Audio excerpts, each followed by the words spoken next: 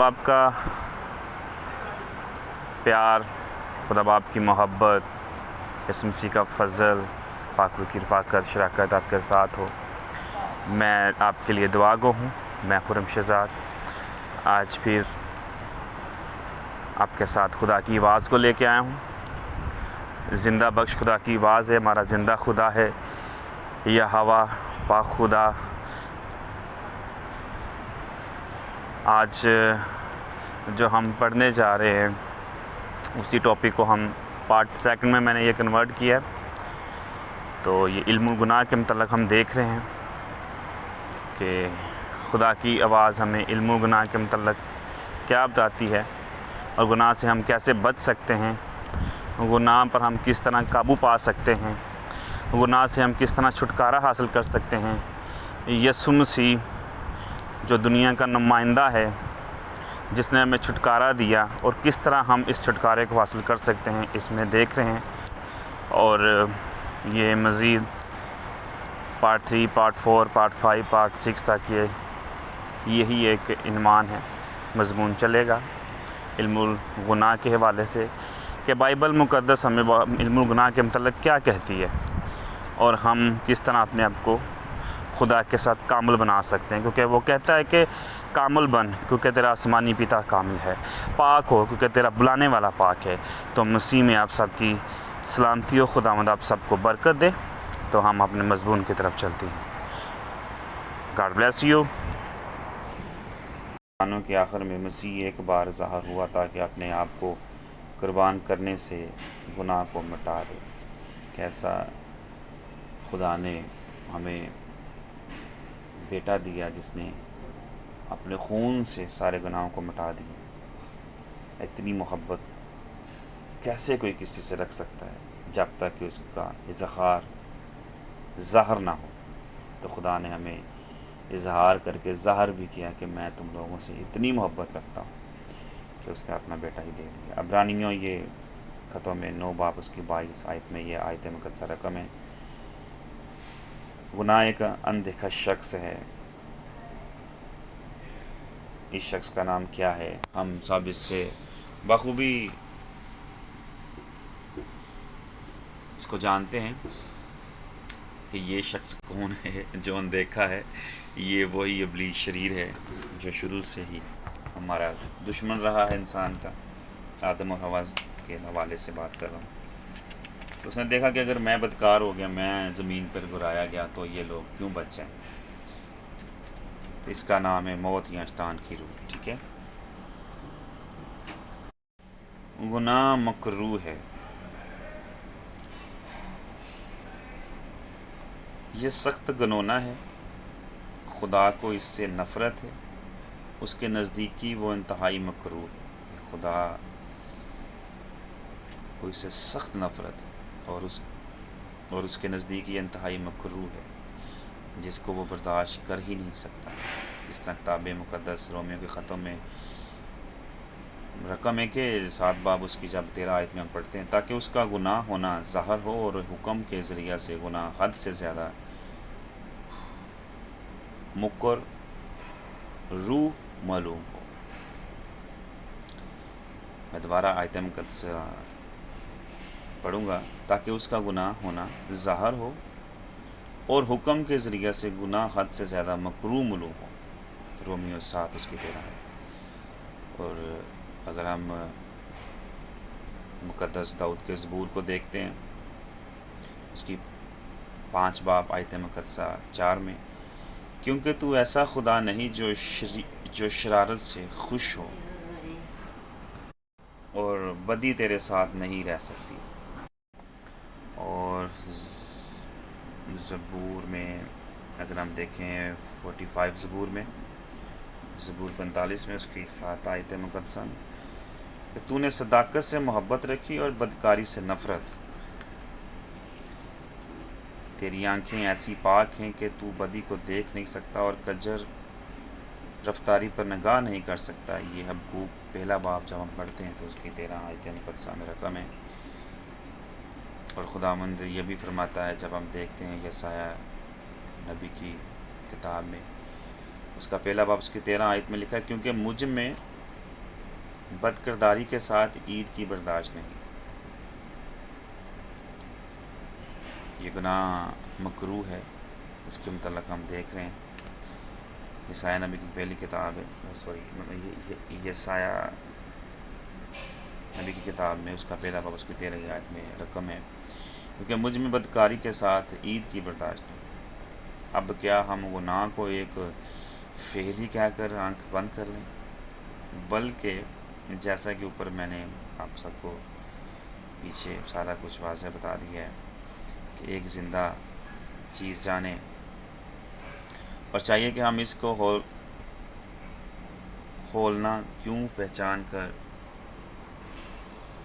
اس کا مقابلہ کریں، غالب آئیں، جیسا کہ خداوند نے قائن کو کہا. پیدائش 4 اس کی آیت مقدسہ 7 میں رقم ہے، تو اس پر حکومت کر. خدا نے یہ قائن کو کہا تھا. گناہ کی ابتدا کیسے ہوئی اور کہاں ہوئی؟ گناہ کی ابتدا کیسے ہوئی اور کہاں ہوئی؟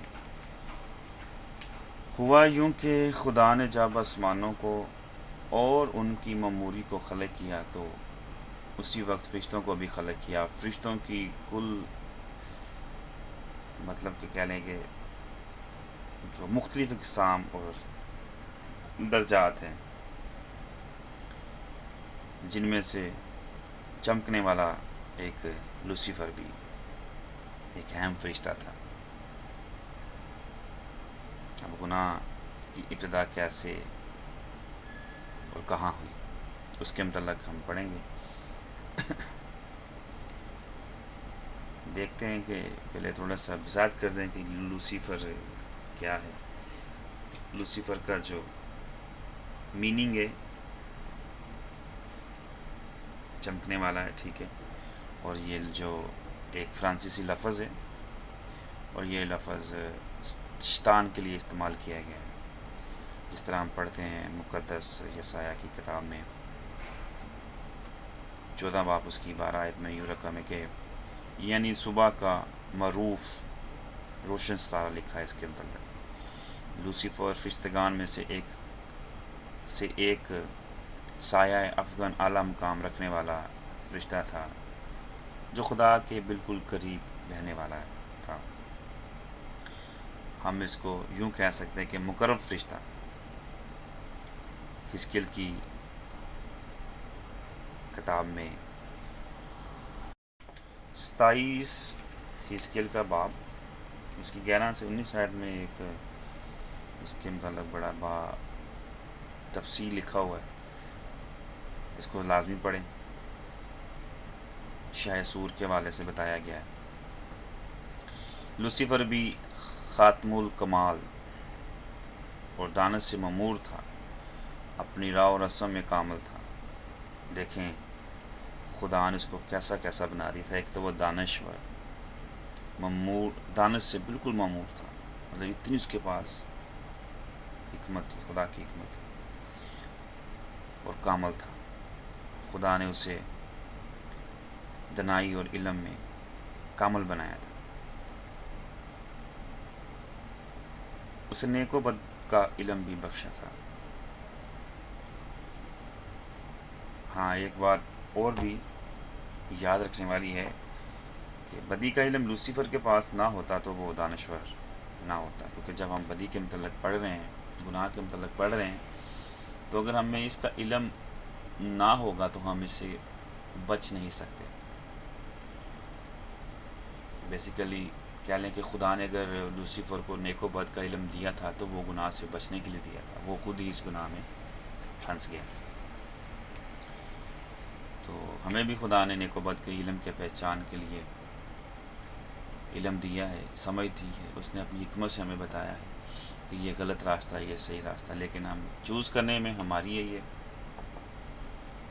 کیفیت ہوتی ہے، خیال ہوتے ہیں کہ ہم کون سا راستہ چوز کریں، بجائے اس کے کہ ہم اچھے راستے کی طرف چلیں. جھوٹ نہ بولیں، چوری نہ کریں، زنا نہ کریں، برائیاں نہ کریں، خون ریزیاں نہ کریں، برائیاں نہ کریں. بجائے اس کے کہ ہم ان چیزوں کو چھوڑیں، ہم اسی میں گمراہ ہو جاتے ہیں، کیونکہ یہ ابلیس شریر کے کام ہیں. نیکی اور بدی کے علم سے واقف ہونے سے کوئی گناہگار نہیں گنا جاتا۔ خدا بھی جانتا ہے کہ نیکی کیا ہے اور بدی کیا ہے، مگر گنہگار نہیں۔ بدی کا علم ہونا گناہ نہیں، بلکہ بدی کو اپنانا گناہ ہے، کیونکہ خدا بھی بدکاروں سے نفرت نہیں کرتا، نہ گناہگاروں سے نفرت کرتا ہے۔ وہ ان کے گناہوں سے نفرت کرتا ہے جو ان کے اندر ہوتے ہیں، جو دبکا بیٹھا ہوتا ہے شیطان اس کے اندر، اس سے نفرت کرتا ہے۔ ٹھیک ہے،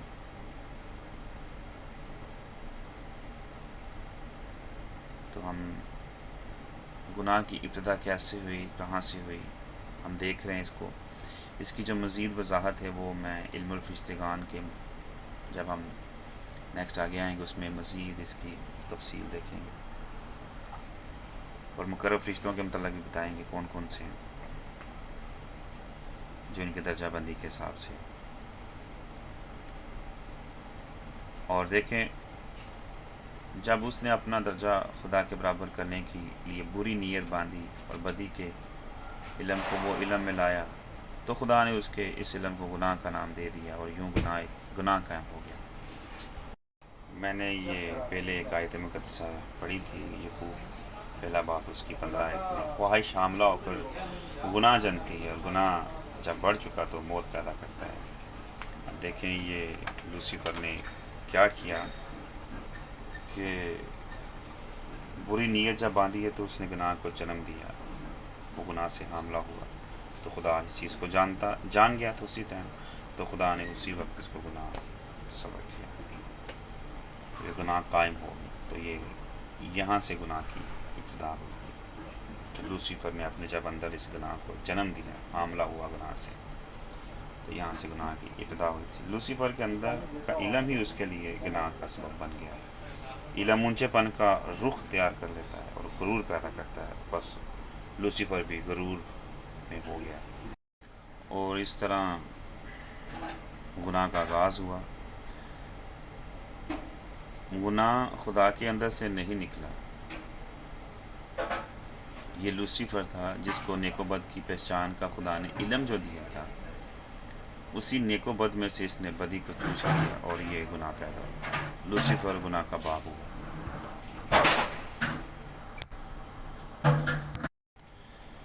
گناہ کی ابتدا اب ہم سب کو پتہ چل گیا کہ یہ آسمان سے، اس کے متعلق ہم پڑھیں گے۔ پالوس رسول کا کرنتھیوں کے نام اس کا پہلا خط، اس کے 8 باب اس کی پہلی آیت مقدسہ میں یوں رقم ہے کہ علم غرور پیدا کرتا ہے، تو جب انسان میں غرور پیدا ہوتا ہے تو وہ اونچے خیالوں کو سوچنا شروع کر دیتا ہے۔ غرور سب سے بڑا اور سب سے پہلا گناہ ہے، جو حد سے زیادہ اونچا بنتا ہے اور وہ ابلیس کی مانند ہو جاتا ہے۔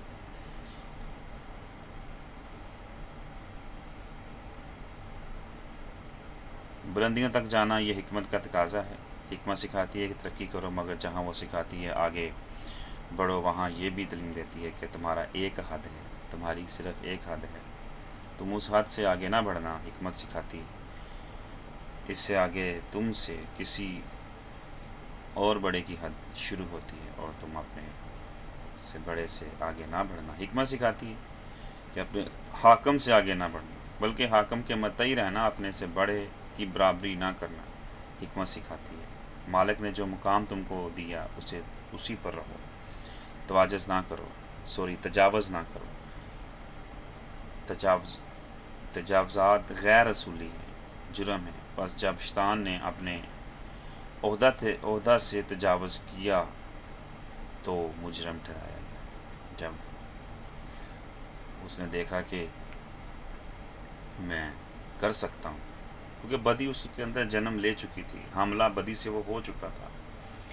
جب وہ بدی سے حاملہ ہو چکا تھا تو اس کا پورا پلان بن گیا تھا کہ میں کیا کیا کر سکتا ہوں، کیونکہ اس کے اندر دانش بھی تھی، حکمت سے ممور تھا، کامل تھا، اور وہ مسا جو انوائنٹنگ، جو وہ ابھی بھی سمجھتا ہے کہ انوائنٹنگ ایک ایسی چیز ہے کہ جس سے سب کچھ ہو سکتا ہے، وہ ان چیزوں کو جانتا ہے، اس لیے اس وقت اس نے یہ سوچا، مغرور پیدا ہوا اور وہ بہت اونچا سوچنے لگا۔ لوسیفر نے اپنے تخت کو خدا تعالیٰ کے برابر لے جانے کی نیت ٹھانی۔ دیکھیں جس نے اس کو بنایا، جس نے اس کے اندر حکمت ڈالی، جس نے اس کے اندر اس کو کامل کیا، نیک و بد کی پہچان دی. حکمت سکھاتی ہے کہ اپنے حاکم سے آگے نہ بڑھو. وہ حاکم سے آگے بڑھنا چاہا.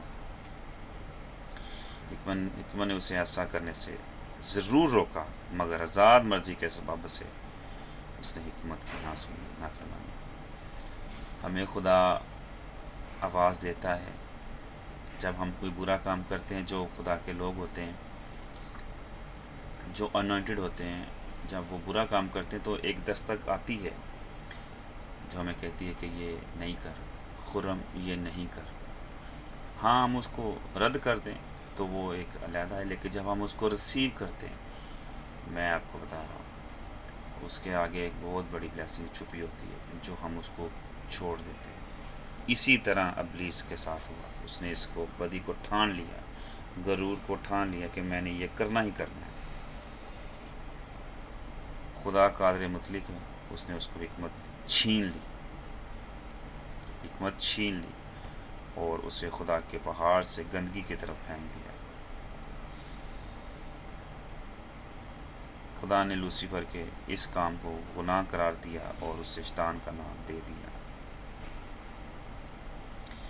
خدا نے اس سے مسا نہیں چھینا، خدا نے اس سے حکمت چھین لی، کیونکہ وہ انوائنٹڈ پرسن تھا جو خدا کے قریب رہتا تھا، اور ایسا فرشتہ تھا جو اتنا انوائنٹڈ تھا کہ وہ خوبصورت بھی تھا اور دانشور، کامل، بلیسنگ سے بھرا ہوا. لیکن خدا نے اس کے اندر سے، خدا قادر مطلق نے اس سے حکمت چھین لی. انوائنٹڈ وہ ہے، یہ برکت خدا نے اس سے نہیں چھینی.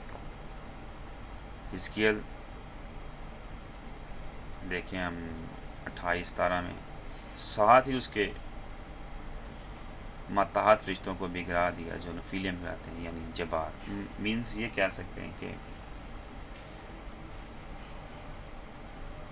اگر آسمان پر 100 کروڑ فرشتے ہیں، 1 ارب لگا لیں یا 2 ارب لگا لیں، یہ تو میں ایک صرف اگزامپل دے رہا ہوں، کیونکہ فرشتوں کی تعداد تو میری سوچ و گمان سے بھی زیادہ ہے.